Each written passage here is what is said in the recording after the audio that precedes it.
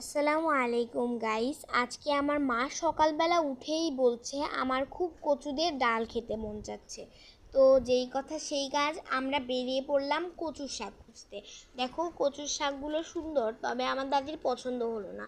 কচুগুলো কেমন ফ্যাকাশে আর হলুদও হয়ে গেছে। এই কচুগুলো খেলে বলে শরীর খারাপ করবে, আর এগুলো জঙ্গলের মধ্যে কেই বা কচু তুলতে যাবে বলো। তো আমরা তারপরে শুরু করলাম হাঁটা। হাঁটতে হাঁটতে হাঁটতে হাঁটতে চলে গেলাম দাদির ক্ষেত বাগানে। দেখো পাটের ক্ষেতে চলে গেলাম। দেখো পাট শাকগুলো কেমন, এটাও দাদির পছন্দ হলো না, কেমন পোকা খাওয়া, একটুও ভালো না। মাশাল্লাহ, সুবহানাল্লাহ। দেখো আমাদের গ্রামটা কত সুন্দর, কত সুন্দর মেঘটা যেন, আকাশের মেঘগুলো যেন মন খারাপ করে বসে আছে। তারপরে আমরা চলে গেলাম ধানের ক্ষেতে। ধানের ক্ষেতটা কি সুন্দর, আর দেখো হাঁসগুলো কত সুন্দর করে খেলা করছে। হাঁসগুলোর খেলা দেখে মনটাই ভালো হয়ে যায়। তারপরে আমার মা বেগুনি কালার জুতা পরে ঢং করে হাঁটছে। হাঁসগুলো সেটা দেখে পালাচ্ছে, ঠিক আমার মতো।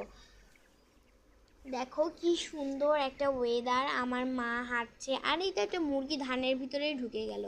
তারপরে আমরা হাঁটতে, আরে আমার মা শাশুড়ি কই?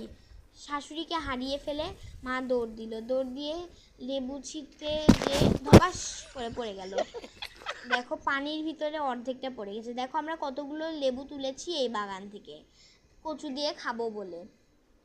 তো দেখো কি সুন্দর লেবুগুলো বেশ ভালো লাগছে। তো ভাবলাম ওই লেবুটা ছিঁড়বো, তবে ওখানে যদি ছিঁড়তে যাই তবে পড়ে যাবো। দেখো এই আমটা কি সুন্দর। দেখো ওই যে দূরে গাছ দেখা যাচ্ছে, ওই গাছ থেকে আমার মা কেবলই ছিঁড়লো আমটা। দেখো ধান ক্ষেত। তারপরে দাদি খুব তাড়াতাড়ি করে চলে যাচ্ছে।